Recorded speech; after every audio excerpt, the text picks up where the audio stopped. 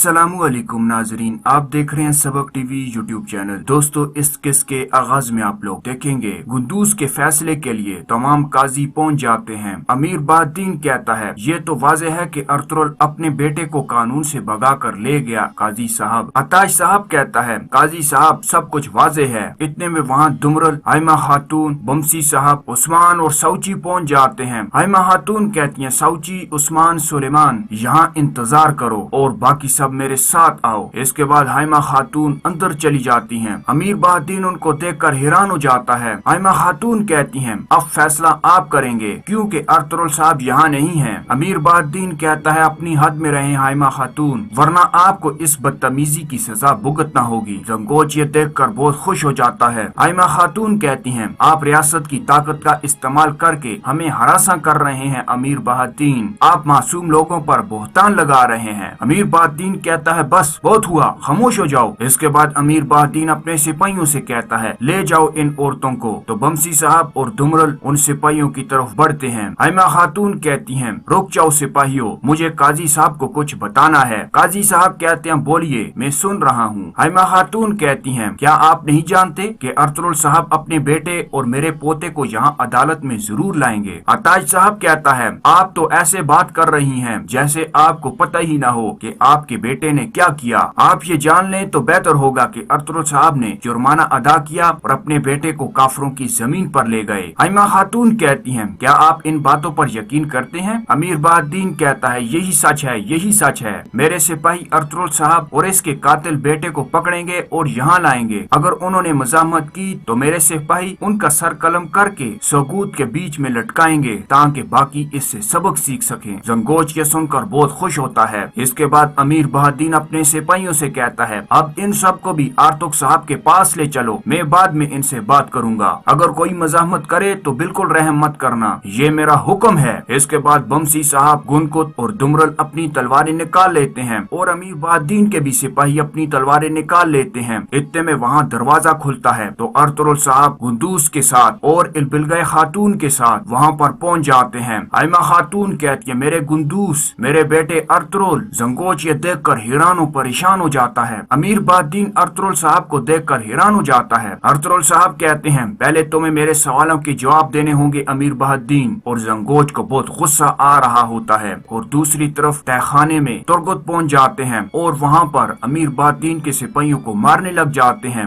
और उनके साथ अब्दुर्रहमान भी होते हैं। इसके बाद तुर्गुत एक सिपाही से चाबी ले लेते हैं और दूसरी तरफ अमीर बहाद्दीन अपने सिपाहियों से कहता है सिपाहियों अपनी तलवारें फेंक दो। इसके बाद अर्तुगरुल साहब काजी साहब से कहते हैं काजी साहब मैं अपने बेटे को इसकी रजामंदी से आपके सामने पेश करने के लिए लाया हूँ जिस पर कातिल होने का इल्जाम है। हमारे गवाह बाहर मौजूद हैं जो कि मेरे बेटे को बेकसूर साबित करने में हमारे मावन हैं। अब फैसला आपके हाथ में है। काजी साहब कहते हैं आपकी बात सुनकर हमें खुशी हुई अर्तुगरुल साहब, मैं गुंदूज और आपके गवाहों को एक एक करके सुनूंगा और इसके बाद अपना फैसला सुनाऊंगा और यकीनन इल्बिलगाय खातून को भी सुनूंगा। अर्तुगरुल साहब दुमरल से कहते हैं दुमरल गवाहों को अंदर ले आओ। इसके बाद दुमरल वहाँ से चले जाते हैं। इसके बाद अर्तुगरुल साहब अमीर बहाद्दीन से कहते हैं आपका अर्तुग साहब को कैद खाने में डालने का क्या मकसद है। अमीर बहाद्दीन कहता है तुम यहाँ जो कुछ करते फिर रहे हो इसका पता लगाना मेरा फर्ज है अर्तुगरुल साहब। अर्तुगरुल साहब कहते हैं आप सल्तनत के अमीर हैं या बदमाश। अमीर बहाद्दीन कहता है मुझे पता चला कि तुम अपने बेटे को निकिया लेकर जा रहे हो तो मैं क्या करता। अर्तुगरुल साहब कहते हैं अब जब आप मुझसे ज्यादा अफवाहों पर एतबार करते हो मुझे बताएं कि मैं सोगूत को दुश्मनों से बचाऊं या फिर आप जैसे झूठे अमीर से। अमीर बहाद्दीन को गुस्सा आ रहा होता है। इतने में दुमरल उन दो गवाहों को ले आते हैं। जंगोच इरन को देखकर अपने आप से कहता है इरन तुम, ये कैसे हो सकता है। इसके बाद काजी साहब कहते हैं अब जबकि तमाम गवाह मौजूद हैं तो अब अदालती कार्रवाई शुरू की जाए। और दूसरी तरफ तुर्गुत और अब्दुर्रहमान अर्तुग साहब के पास पहुँच जाते हैं। अर्तुग साहब कहते हैं माशाअल्लाह मेरे बहादुरों, आखिरकार आप आ गए। तुर्गुत कहते हैं शुक्रिया अर्तुग साहब, क्या आप ठीक हैं। अर्तुग साहब कहते हैं मैं ठीक हूँ। इसके बाद तुर्गुत उस ताले को खोलने लग जाते हैं। अर्तुग साहब कहते हैं क्या अर्तुगरुल साहब आ गए हैं। तुर्गुत कहते हैं हाँ वो आ गए हैं, ऊपर अफरा तफरी मची हुई है, हमें भी वहाँ जाना होगा। अर्तुग साहब कहते हैं मैं अमीर बहाद्दीन को घबराया हुआ देखना चाहता हूँ, चलो चलें। इसके बाद वो सब वहाँ से चले जाते हैं। और ऊपर काजी साहब कहते हैं तुमने ये द्रागोस नाम जिसका अर्तुगरुल साहब ने जिक्र किया सुना है। एवोडा कहती है उसके सिपाहियों ने हमें अगवा किया था साहब और हमें कत्ल करने वाले थे। मैंने ये उस वक्त सुना जब वो आपस में बात कर रहे थे। काजी साहब कहते हैं वो तुम्हारे बाबा से क्या चाहते थे? एवोडा कहती है वो मेरी बहन के हार में छुपा हुआ राज जानना चाहते थे। काजी साहब कहते हैं वो राज क्या है? एवोडा कहती है मेरे ख्याल से ये उसी द्रागोस के बारे में था। मेरे बाबा द्रागोस से गवर्नर को खबरदार करना चाहते थे, इसीलिए उन्होंने उन्हें जहर देकर मार डाला। अर्तुल साहब कहते हैं जिस दिन हमने वो हार गवर्नर को दिया उसी दिन वो फोत हो गए। ये सब इत्तेफाक नहीं हो सकता। इसके बाद इरन कहती है मेरे बाबा सेहतमंद थे, द्रागोस के आदमियों ने मेरे बाबा को भी मार डाला। मुझे यकीन है कि उन्होंने ही मुझे इस कमरे में बंद किया था ताकि मैं कहीं जा न सकूं। अमीर बादीन कहता है काजी साहब ये तमाम सिर्फ ध्यान भटकाने के लिए है। अर्तुल साहब हमें एक तस्वराती दुश्मन का बता रहे हैं ताकि वो अपने और अपने बेटे को बचा सके। वो चाहते हैं कि हम ईसाइयों से लड़ें, वो ऐसा नहीं कर सकते। एरन कहती है जिस दिन उमर साहब के सिपाहियों को कत्ल किया गया इस दिन गुंदूस मेरे साथ था। गुंदूस कातिल नहीं है। अमीर बादीन कहता है ये औरत गुंदूस से मोहब्बत करती है, ये झूठ बोल रही है ताकि गुंदूस को बचाया जा सके। वो कहती है मैं कसम उठाकर कहती हूँ ये तुम कैसे कह सकते हो? काजी साहब कहते हैं खामोश हो जाओ, बहुत हुआ। इसके बाद काजी साहब गुंदूस से कहते हैं क्या तुम कुछ कहना चाहते हो? गुंदूस कहता है नहीं काजी साहब, मेरी दो गवाहों ने मेरे बारे में जो बताना था बता दिया है, अब फैसला आपके हाथ में है। लेकिन सिर्फ इतना कहना चाहता हूँ कि हर कोई ये समझता है कि मैं इसलिए भाग रहा हूँ कि मैं मुजरिम हूँ, लेकिन मैंने ये सिर्फ इसलिए किया ताकि मैं अपने आप को बेकसूर साबित कर सकूं। मैं असल कातलों को ढूंढता रहा और मेरा बस यही एक गुनाह है, मैं बेकसूर हूँ। ताज साहब कहता है झूठा और कातिल बेकसूर है, तुम हमें अपने झूठ से हमें भटका नहीं सकते।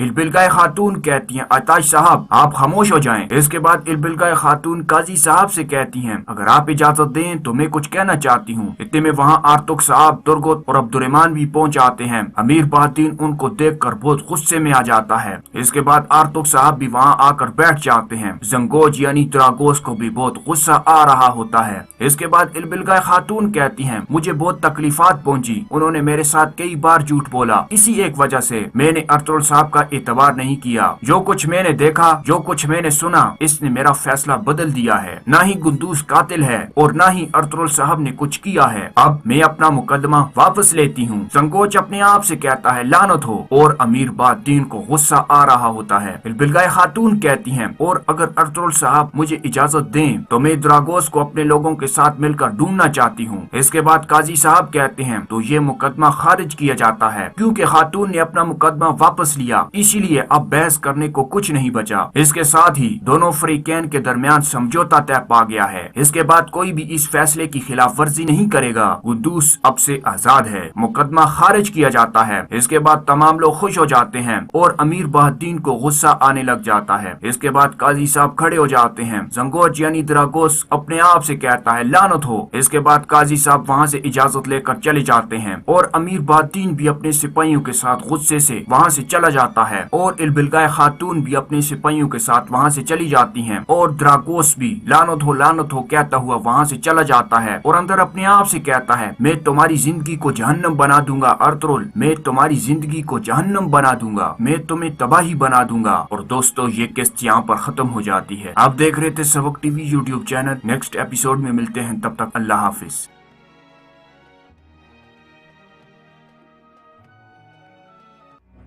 बिस्मिल्लाहिर्रहमानिर्रहीम। अस्सलामु अलैकुम। मैदान हशर का माहौल इंतहाई सख्त और तकलीफ देता।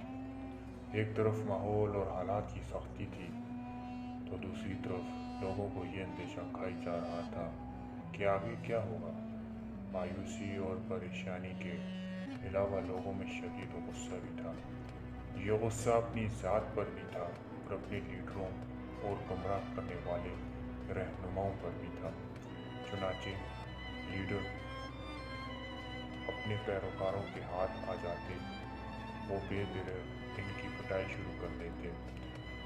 ये गोया अजाब से कबल की नूरियत का अजाब था। ऐसे तमाशे इस वक्त मैदान हशर में जगह जगह हो रहे थे। पैरोकार अपने लीडरों को,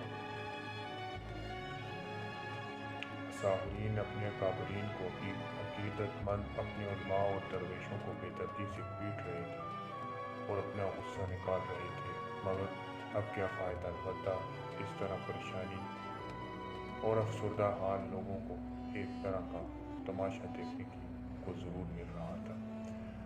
हम इस तरह के तमाशे देखते हुए आगे बढ़ रहे थे। रास्ते में मैंने साले से कहा, मैंने तो ये सोचकर परेशान हूँ कि दुनिया में कुछ देर के लिए लोड शेडिंग और गर्मी से हमारी हालत इंतहाई अबतर हो जाती थी।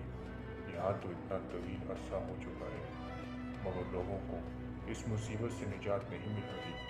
तुम्हारे साथ की वजह से मुझे तो यहाँ के मसाइल शदायद बिल्कुल महसूस नहीं हो रहे, मगर जो लोग यहाँ हैं इनके साथ तो वाकई बहुत बुरा मामला हो रहा है। अपने अल्फाज की तसीह कर लो, बुरा नहीं हो रहा, अदल हो रहा है। हाँ, मामला बिलाशुबा शदीद है और इसी वजह से सारी मखलूक ने इख्तियार और इक़्तिदार के इस बारे इमानत को उठाने और सज़ा जज़ा के इस कड़े इम्तिहान में खड़े होने से इनकार कर दिया था। मेरी समझ में नहीं आता कि आम लोगों के साथ इतना मुश्किल है, तो जिन लोगों ने सारे इंसानों की तरफ से इक़्तिदार और इख्तियार का बाड़ा उठाया, इनके साथ क्या होगा। इस बात से मेरे इशारा ज़ालिम हुक्मरान पुरबददियानत एहलकारों की तरफ से था। देखना चाहते हो कि इनके साथ क्या हो रहा है। मैंने इस बात में गर्दन हिलाई। सही साले, एक सिमत बढ़ते हुए बोला। अभी तक हम सिर्फ इस इलाके में घूम रहे थे जहाँ वो लोग थे जिनका हिसाब किताब होना है। जिस तरह साबिकीन का मामला है कि वो अर्श के नीचे खुदा के इनामात में खड़े हैं और इनका हिसाब किताब नहीं होना, सिर्फ रस्मी तौर पर इनकी कामयाबी का ऐलान होना है। इसी तरह कुछ बदबख्त ये भी हैं कि जिनकी बदआमालियों की बिना पर इनका जहन्नम का फैसला पहले ही हो चुका है। हम इन्हीं की सिमत चल रहे हैं। हम जैसे जैसे आगे बढ़ रहे थे, गर्मी की शिद्दत बहुत तेज हो रही थी।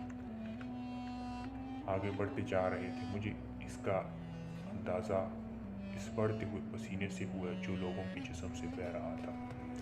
लोगों के जिस्म से पसीना कतरों की सूरत में नहीं बल्कि धार की शक्ल में बह रहा था, मगर ज़मीन इतनी गर्म थी कि यह पसीना तपती ज़मीन पर गिरते ही इसमें जज़ब हो जाता।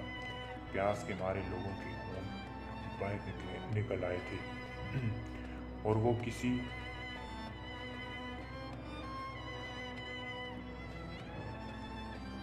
प्यासे ऊंट की तरह हाँफ रहे थे। मगर पानी का यहाँ क्या सवाल। इनके चेहरों पर परेशानी से कहीं ज़्यादा खौफ के साए थे। ये खौफ किस चीज़ का था, ये भी थोड़ी देर बाद मालूम हो जाएगा। अचानक लोगों के दरमियान एक अजीब हलचल मच गई। लोग इधर उधर भागने लगे। मजमा छटा तो देखा कि एक आदमी के पीछे दो फरिश्ते दौड़ रहे हैं। ये वैसे ही फरिश्ते थे जिसे अर्श के साए की तरफ जाते हुए हमें नजर आए थे। एक के हाथ में आग का कोड़ा था, दूसरे के हाथ में ऐसा कोड़ा था जिसमें कीलें निकली हुई थी। वो आदमी इनसे बचने के लिए सरतोड़ कोशिश कर रहा था। ये फरिश्ते इसके पीछा नहीं छोड़ रहे थे। साफ नजर आ रहा था कि फरिश्ते जानबूझकर इसे थका रहे हैं। वो इसके करीब पहुंचा, इसे एक कोड़ा मारते हुए कहते जा रहे थे, ऐ हुक्मरान, उठ, अपनी ममलिकत में चल। कोड़े पर पड़ते ही वो शख्स चिल्लाता गिरता पड़ता भागने लगता। फिर वो फरिश्ते इसके पीछे दौड़ने लगते। मुझे इन मौसूफ का तारुफ हासिल करने के लिए ज़्यादा इंतज़ार नहीं करना पड़ा। साले ने खुद ही बता दिया था, ये तुम्हारे मुल्क का सरबराह ममलिकत है। कुछ ही देर में सरबराह ममलिकत आग और कीलों वाले कोड़े खाकर ज़मीन बोस हो चुके थे। जिसके बाद फरिश्ते ने इन्हें एक लंबी जंजीर में बांधना शुरू कर दिया, जिसकी कड़ियाँ आग में देख कर सुर्ख की गई थी।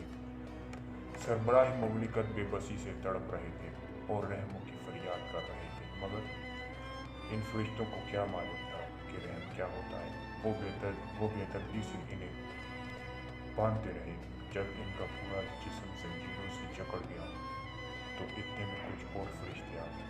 پہلے فرشتے ان سے بولے، ہم نے سربراہ مملکت کو پکڑ لیا ہے، تم جاؤ اور ان کے سارے حواریوں، درباریوں، خوشامدیوں اور ساتھیوں کو پکڑ کر لاؤ، اس بدبخت کے ظلم اور بدعنوانی میں شریک تھے۔ چنانچہ مجمع میں بڑے پیمانے پر ہوئی ہلچل، بھاگ دوڑ، مار پیٹ شروع ہو گئی۔ تھوڑی ہی دیر میں ایک گروہ کثیر جس میں وزراء، امراء، مشیر، بیوروکریٹس، وڈیرے، جاگیردار، سرمایہ دار اور ہر طرح کی ظالم جماعتیں گرفتار ہو گئی۔ اس کے بعد ان فرشتوں نے سب کو سر کے بالوں سے پکڑ کر چہرے کے بل گھسیٹنا شروع کر دیا۔ وہ ہمارے قریب سے گزرے تو ان کی کھالوں کے جلنے کی بدبو ہر طرف فضا میں بکھری ہوئی محسوس ہوئی۔ اس بدبو کا احساس ہوتے ہی سالم نے میری کمر پر ہاتھ رکھا تو میری جان میں جان آئی۔ وہ ان کو ہمارے سامنے سے کھینچتے ہوئے مزید بائیں جانب لے گئے۔ میں ان کے گھسیٹے جانے کے سبب زمین پر بن جانے والی لکیروں اور ان پر پڑے خون کے دھبوں کو دیکھتا رہا جو ان کے جسموں سے رس رہا تھا۔ یہ عبرتناک منظر دیکھ کر بے اختیار میرے لبوں سے ایک آہ نکلی۔ میں نے دل میں سوچا، کہاں گیا ان کا اقتدار؟ کہاں گئے وہ عیش و عشرت کے دن؟ کہاں گئے وہ عالیشان محل، مہنگے ترین کپڑے، بیرونی دورے، شاندار گاڑیاں، عظمت، شان و شوکت؟ آہ، ان لوگوں نے کتنی معمولی اور عارضی مزوں کے لیے کیسا بڑا انجام چن لیا۔ صالح بولا، یہ سب ظالم، کرپٹ اور عیاش لوگ تھے جن کی ہلاکت کا فیصلہ دنیا میں ہو چکا تھا، تاہم ان کی اصل سزا نہیں، اصل سزا تو جہنم میں ملے گی۔ جس طرح فرشتے انہیں لے کر جا رہے ہیں، وہاں سے جہنم بالکل قریب ہے۔ اسی مقام سے انہیں حساب کتاب کے لیے بلایا جائے گا، جہاں ان کی دائمی ذلت اور عذاب کا فیصلہ سنایا جائے گا۔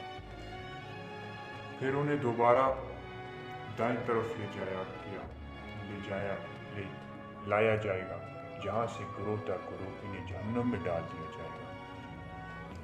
حساب کتاب کے ذکر سے مجھے بے اختیار وقت کا خیال آیا تو میں نے صالح سے پوچھا، صالح، رسول اللہ صلی اللہ علیہ وآلہ وسلم کی دعا کو قبول ہوئے تو طویل عرصہ گزر گیا ہے، مگر اب تک یہ حساب کتاب کیوں نہیں شروع ہوا؟ یہ تم سمجھتے ہو کہ طویل عرصہ ہے؟ میدان حشر میں وقت بہت آہستگی کے ساتھ گزر رہا ہے، جس کی بنا پر یہ طویل لگتا ہے، مگر عرش تلے بہت ہی کم وقت گزرا ہے۔ تم جاننا چاہتے ہو کہ اتنا وقت بھی برحال کیوں لگ رہا ہے؟ تمہیں نے کہا، تمہیں نے بتایا تھا کہ جن لوگوں کو معاف کیا جانا ہے، اس سختی کو ان کی معافی کا ایک عذر بنا دیا جائے گا۔ ہاں، یہ ایک وجہ ہے، مگر دوسری وجہ لوگوں کو یہ احساس دلانا ہے کہ یہاں سارا اختیار اللہ کے ہاتھ میں ہے۔ بات یہ ہے عبداللہ، انسانوں نے اپنے قریب اور مہربان آقا کی قدر نہیں کی۔ آج وہ آقا لوگوں کو یہ احساس دلا رہا ہے کہ انسان کس درجے میں اس کے محتاج اور اس کے سامنے بے وقت ہے۔ اس کی قدر، عظمت کا پہلا اظہار قیامت کا دن تھا، جب انسانوں کی دنیا برباد ہو گئی اور ان کا سب کچھ برباد ہو گیا تھا۔ انسان کی ساری طاقت اسے قیامت کے ہولناک حادثے سے نہیں بچا سکی۔ دوسرا موقع آج حشر کا دن ہے، جب سب کو معلوم ہو چکا ہے خدا کے سامنے کسی کو کوئی وقت نہیں۔ تیسرا موقع اب آ رہا ہے، یعنی حساب کتاب کا، جب اللہ تعالیٰ براہ راست آسمانوں اور زمینوں کا کنٹرول اپنے ہاتھ میں لیں گے۔ تو کیا ابھی تک ایسا نہیں ہوا؟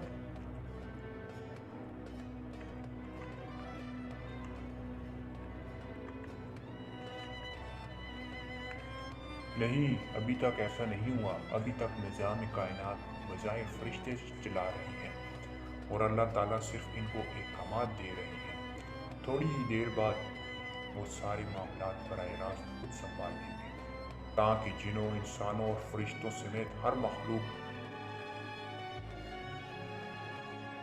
جان لے کہ سارے اختیار اور اقتدار صرف اللہ ہی کے ہاتھ میں ہے۔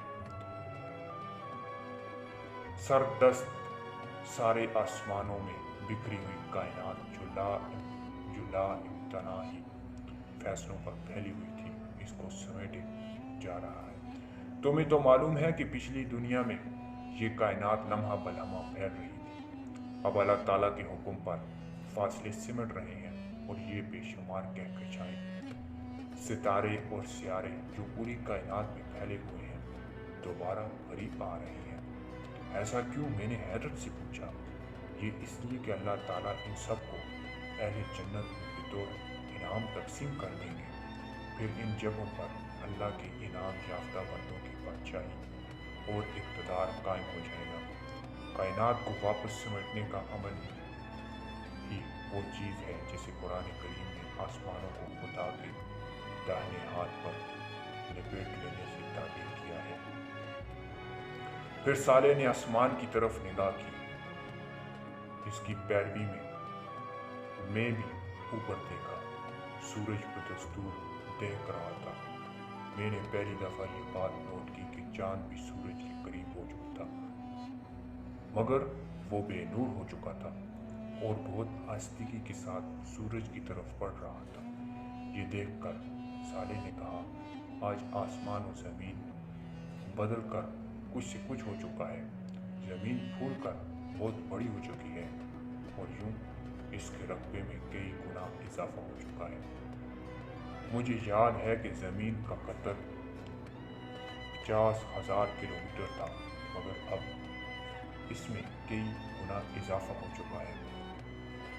ساتھ ہی یہ زمین اب اس سے کہیں زیادہ حسین اور خوبصورت ہے جتنی پہلے تھی۔ اسرافیل نے 2 دفعہ سور پھونکا تھا، پہلی دفعہ سب کچھ تباہ ہو گیا تھا، جبکہ دوسری دفعہ سور پر انسانوں کو زندہ کر دیا گیا تھا۔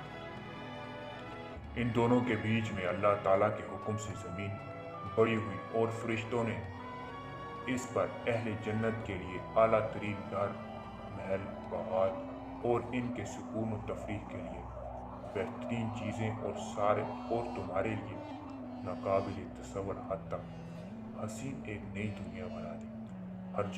ہر جنتی کو اس کا گھر اسی زمین میں دیا جائے گا اور اسے رہنے بسنے کے لیے بڑے بڑے رقبے دیے جائیں گے۔ زمین کے وسط میں دہتے ہوئے آتش فشاں اور کھولتا ہوا پانی کے چشموں کے درمیان اہل جہنم کا ٹھکانہ ہوگا۔ میں نے اس کی بات کا خلاصہ کرتے ہوئے کہا، تم نے جو کچھ کہا قرآن کریم کے بیانات سے مجھے اس کا پہلے ہی اندازہ تھا۔ قرآن کریم کے بیانات سے یہ معلوم ہوتا تھا کہ زمین کے وارث خدا کے نیک بندے ہوں گے اور سطح زمین جنت میں بدل جائے گی، جہاں اہل جنت کا ٹھکانہ ہوگا۔ زمین کے بیچ میں اہل جہنم ہوں گے، جہاں آسمانوں میں موجود ستارے اور کہکشائیں بطور انعام بادشاہی اہل جنت میں تقسیم ہوں گے۔ ویسے ان میں کیا ہوگا؟ اس کی تفصیل دربار والے دن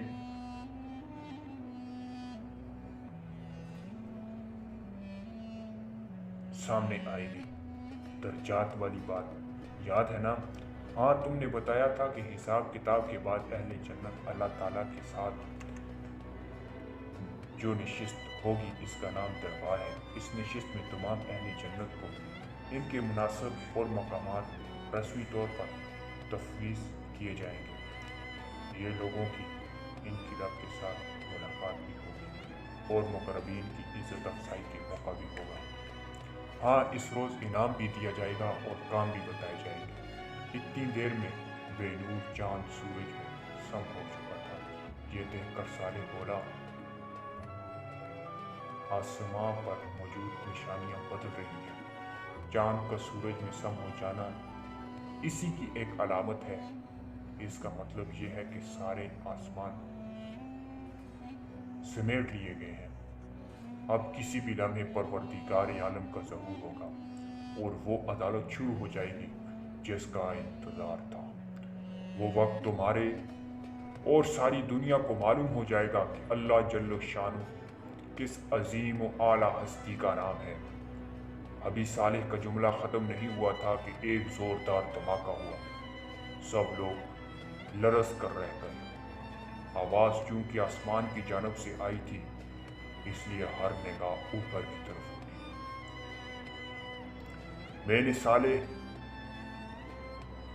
मैं और सालेह भी लोगों के साथ ऊपर देखने लगे।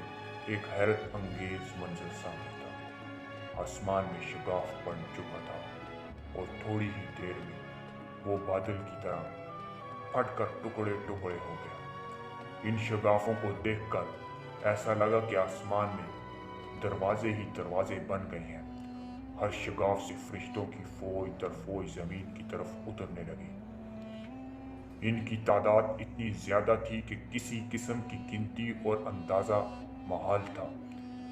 फरिश्तों के मुख्तलिफ गिरोह थे और हर गिरोह का अंदाज और लिबास बिल्कुल मुख्तलिफ था। वो फरिश्ते मैदान हशर के वस्त में एक जगह पर उतरने लगे और उन्होंने दरमियान में मौजूद एक बड़ी और बुलंद खाली जगह को अपने घेरे में ले लिया। दोस्तों, इस कहानी का पार्ट अभी बाकी है। नेक्स्ट वीडियो में मिलते हैं, तब तक अल्लाह हाफिज़। बिस्मिल्लाहिर्रहमानिर्रहीम। अस्सलाम।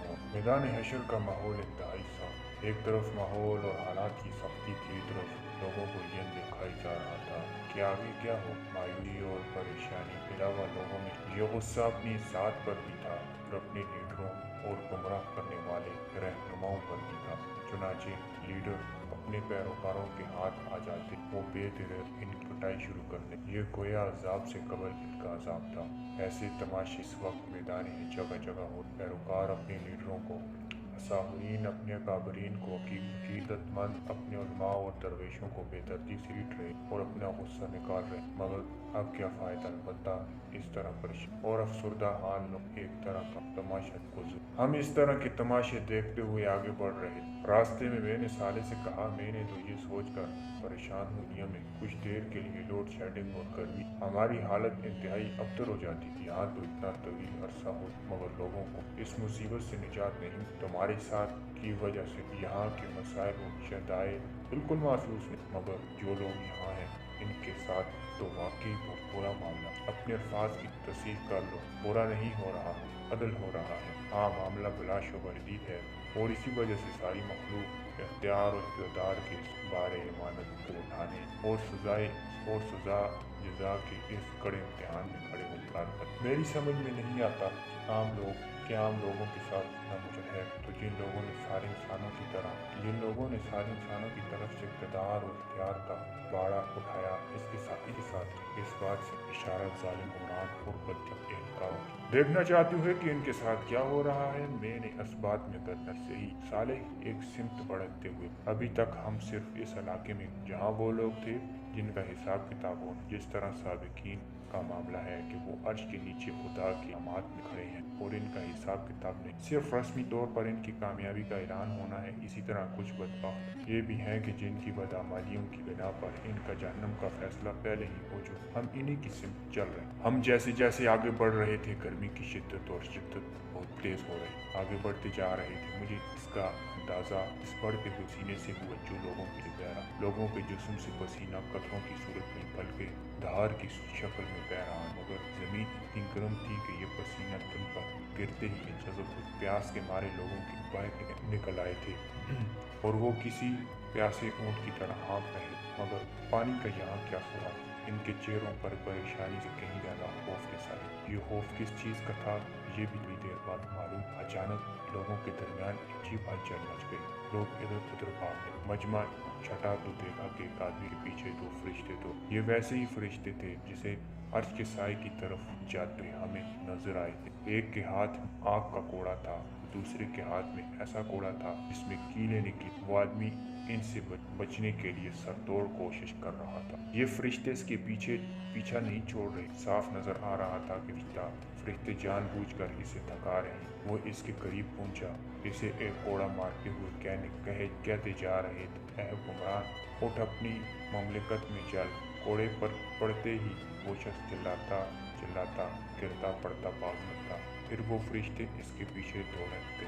मुझे इन मौसूफ का तारुफ हासिल करने के लिए ज़्यादा इंतज़ार नहीं करना पड़ा। साले ने मुझे बता दिया, ये तुम्हारे मुल्क का सरबराह ममलिकत है। कुछ ही देर में सरबराह ममलिकत आग और कीलों वाले कोड़े खाकर बेहोश हो चुके। इसके बाद फरिश्ते ने इन्हें एक लंबी जंजीर में बांधना शुरू कर दी, जिसकी कड़ियां आग में देख कर सुर्ख की गई। सरबराह ममलिकत बेबसी से तड़प रहे और रहम की याद कर रहे, मगर इन फरिश्तों को क्या मालूम क्या होता है। वो बेतरती से बांधते रहे। जब इनका पूरा जकड़ गया तो इतने में कुछ और पहले हमने सरबराह ममलिकत को पकड़, तुम जाओ और इस सारे हवारियों, दरबारियों, खुशामदी और साथियों को पकड़ कर लाओ इस बदबख्त जुल्म और बदइनवानी। चुनाचे मजमे में बड़े पैमाने पर हुई हलचल मार। थोड़ी ही देर में एक ग्रोह कसीर, जिसमें वज़रा, उमरा, मुशीर, ब्यूरोक्रेट, वडेरे, जागीरदार, सरमायादार और हर तरह की ज़ालिम गिरफ्तार हो गए। इसके बाद इन फरिश्तों को सबको सर के बालों से पकड़कर चेहरे के बल गिरना शुरू। वो हमारे करीब से गुजरे तो इनकी खालों के जलने की बदबू हर तरफ फजा में बिखरी हुई। इस बदबू का एहसास होते ही साले ने कमर पर हाथ रखा तो मेरी जान में जान आ। वो इनको हमारे सामने से खींचते हुए मजीद बाएं जानब में इनके घसीटते जाने के सबब जमीन पर बन जाने वाली कीड़ों और इन पर पड़े खून के धब्बों को देखता रहा, जो इनके जिस्मों से रस रहा था। ये इबरतनाक मंजर देखकर बेख्तियार मेरे लब मैंने देखा। कहाँ गया इनका किरदार, कहाँ गए वो ऐश इशरत की, कहाँ गए वो आलीशान महल, महंगे कपड़े, बैरून शानदार गाड़ियाँ, अजमत, शान और शौकत। इन लोगों ने कितनी मामूली और आर्जी मज़ों के कैसा बड़ा इंसान बोला। ये सब जालिम, करप्ट और अयाश, जिनकी हलाकत का फैसला दुनिया में हो चुका था। ताहम इनकी असल सज़ा नहीं, असल सज़ा तो जहन्नम में मिली। इस तरह फरिश्ते इन्हें लेकर जा रहे हैं। वहाँ से जहन्नम बिल्कुल करीब, इसी मकाम से हिसाब किताब के बुलाए गए, जहाँ इनकी दायमी जिल्लत और अज़ाब का फैसला। फिर उन्हें दोबारा दाएं तरफ लाया जाएगा, जहाँ से ग्रोह दर ग्रोह इन्हें जहन्नम में डाल दी। हिसाब किताब के जिक्र से मुझे बेइख्तियार वक्त का ख्याल आया तो मैंने साले से पूछा, साले रसूल अल्लाह सल्लल्लाहु अलैहि वसल्लम की दुआ को कबूल की तवील अरसा गुजर गया है, मगर अब तक हिसाब किताब क्यों नहीं? ये तुम समझते हो कि तवील अरसा है? मैदान हशर में वक्त बहुत आहिस्ते साथ गुजर रहा है, बिना पर ये तवील लगता है, मगर अर्श तले बहुत ही कम वक्त गुजरा है। तुम जानना चाहते हो कि इतना वक्त भी बहरहाल क्यों लग रहा है? तुम्ही ने कहा, तुम्ही ने बताया था कि जिन लोगों को माफ किया जाना है, इस सख्ती को इनकी माफी का एक गुजर बना दिया। हाँ, ये एक वजह है, मगर दूसरी वजह लोगों को ये सांस दिलाना है कि यहाँ सारा इख्तियार अल्लाह के हाथ। बात यह अब्दुल्ला, इंसानों ने अपने करीब और मेहरबान आका की कदर में, आज वो आका लोगों को ये एहसास दिला रहा है कि इंसान किस दर्जे में इसके मोहताज और इसके सामने बेवकूफ़ है। इसकी कदर अजमत का पहला इजहार क़यामत का दिन, जब इंसानों की दुनिया बर्बाद हो और इनका सब कुछ बर्बाद हो। इंसान की सारी ताकत इसे क़यामत की होलनाक हादसे से नहीं। दूसरा मौका आज हशर का दिन, जब सबको मालूम हो चुका है खुदा के सामने को कोई। तीसरा मौका अब आ रहा, हिसाब किताब का, जब अल्लाह ताला बराह रास्त आसमानों और ज़मीनों का कंट्रोल अपने हाथ में। तो क्या अभी तक ऐसा नहीं हुआ? नहीं, अभी तक ऐसा नहीं हुआ। अभी तक निज़ाम कायनात बजाय फरिश्ते चला रहे हैं और अल्लाह ताला सिर्फ इनको अहकामात दे रहे हैं। थोड़ी ही देर बाद वो सारे मामलात बराह रास्त संभाल लें, ताकि जिनों, इंसानों और फरिश्तों समेत हर मखलूक जान ले कि सारे इख्तियार और इक़्तिदार सिर्फ अल्लाह ही के हाथ में। सरदस्त सारे आसमानों में बिखरी हुई कायनात जुला तनाही फैसलों पर फैली हुई जा रहा। तुम्हें तो मालूम है कि पिछली दुनिया में ये कायनात लम्हा बलम्हा फैल रही। अब अल्लाह ताला के हुक्म पर फासले सिमट रहे और ये बेशुमार के सितारे और सियारे जो पूरी कायनात में फैले हुए दोबारा करीब आ रहे हैं। ऐसा क्यों? मैंने हैरत से, ये इसलिए कि अल्लाह ताला इन सबको अहले जन्नत बतौर इनाम तकसीम कर दे। फिर इन जगहों पर अल्लाह के इनाम याफ्ता बादशाही और इक़्तिदार कायम हो। कायनात को वापस समेटने का अमल ही वो चीज़ है कि कुरान ने आसमानों को खुदा के दाहिने हाथ पर लपेट लेने ताकि। फिर साले ने आसमान की तरफ निगाह की, इसकी पैरवी में मैं भी ऊपर थे। सूरज देख रहा। मैंने पहली दफा ये बात चांद के करीब, मगर वो बेनूर हो चुका था और बहुत आस्ती के साथ सूरज की तरफ बढ़ रहा। ये देखकर साले ने आज आसमान बदल कर कुछ से कुछ हो चुका है। जमीन फूल कर बहुत बड़ी हो यूं इसके रकबे में कई गुना इजाफा हो चुका है। मुझे याद है कि जमीन का कतर 50,000 किलोमीटर था, मगर अब इसमें कई गुना इजाफा हो चुका है। साथ ही ये जमीन अब इससे कहीं ज्यादा हसीन और खूबसूरत थी। पहले इसराफील ने 2 दफा सूर फूंका था। पहली दफा सब कुछ तबाह हो गया था, जबकि दूसरी दफा सूर पर इंसानों को जिंदा कर दी। इन दोनों के बीच में अल्लाह ताला के हुक्म से जमीन बड़ी हुई और फरिश्तों ने इस पर अहले जन्नत के लिए आला तरीन घर, महल, बागात और इनके सुकून और तफरीह के लिए बेहतरीन चीज़ें और तुम्हारे लिए नाकाबिल तसव्वुर हद तक हसीन एक नई धूप हर जन्नती को इसका घर इसी ज़मीन में थी और इसे रहने बसने बड़े बड़े रकबे दिए। ज़मीन के वस्त में दहकते हुए आतिशफिशां और खोलता हुआ पानी, चश्मों के दरमियान अहले जम का ठिकाना। मैंने इसकी बात का खुलासा करते हुए कहा, तुमने जो कुछ कहा कुरान करीम के बयानात से मुझे इसका पहले ही अंदाजा था। कुरान करीम के बयानात से ये मालूम होता था कि ज़मीन के वारिस खुदा के नेक बंदे होंगे और सकल ज़मीन जन्नत में बदल जाएगी, जहाँ अहले जन्नत का ठिकाना होगा। ज़मीन के बीच में अहले जहन्नम होंगे, जहाँ आसमानों में सितारे और कहकशाएं बतौर इनाम बादशाही अहले जन्नत तकसीम होंगे। वैसे इनमें क्या होगा, इसकी तफसील दरबार वाले दिन सामने आएगी। दर्जात वाली बात याद है ना? हाँ, तुमने बताया था कि हिसाब किताब के बाद अहले जन्नत अल्लाह ताला के साथ जो नशिस्त होगी इसका नाम दरबार है। इस नशिस्त में तमाम अहले जन्नत को इनके मुनासिब और मकामात रस्मी तौर पर तफवीज़ किए जाएंगे। ये लोगों की इनकी रब के साथ मुलाकात और मुकर्रबीन की इज्जत अफजाई के मौका भी होगा। हाँ, इस रोज़ इनाम भी दिया जाएगा और काम भी बताए जाए। इतनी देर में बेनूर चांद सूरज सम हो। ये देखकर साले बोला, आसमां पर निशानियां बदल रही। चांद का सूरज में सम हो जाना इसी की एक अलामत है। इसका मतलब ये है कि सारे आसमान समेट लिए गए। अब किसी भी लम्हे परवरदिगार आलम का ज़ब और वो अदालत शुरू हो जाएगी जिसका इंतजार था। वो वक्त तुम्हारे और सारी दुनिया को मालूम हो जाएगा कि अल्लाह जल्ल शानु किस अजीम व आला हस्ती का नाम है। अभी सालेह का जुमला खत्म नहीं हुआ था कि एक जोरदार धमाका हुआ। सब लोग लरस कर रह गए। आवाज चूंकि आसमान की जानब से आई थी, इसलिए हर निगाह ऊपर की। मैं और सालेह भी लोगों के साथ ऊपर देखने लगे। एक हैरत अंगेज मंजर सामने आसमान में शगाफ बन चुका था और थोड़ी ही देर में वो बादल की तरह फटकर टुकड़े टुकड़े हो। इन शगाफों को देखकर ऐसा लगा कि आसमान में दरवाजे ही दरवाजे बन गए हैं। हर शगाफ से फरिश्तों की फौज दर फौज जमीन की तरफ उतरने लगी। इनकी तादाद इतनी ज्यादा थी कि किसी किस्म की गिनती और अंदाजा महाल था। फरिश्तों के मुख्तलिफ गिरोह थे और हर गिरोह का अंदाज और लिबास बिल्कुल मुख्तलिफ था। वो फरिश्ते मैदान हशर के वस्त में एक जगह पर उतरने लगे और उन्होंने दरमियान में मौजूद एक बड़ी और बुलंद खाली जगह को अपने घेरे में लिया। दोस्तों, इस कहानी का पार्ट अभी बाकी। नेक्स्ट वीडियो में मिलते हैं, तब तक अल्लाह हाफिज़।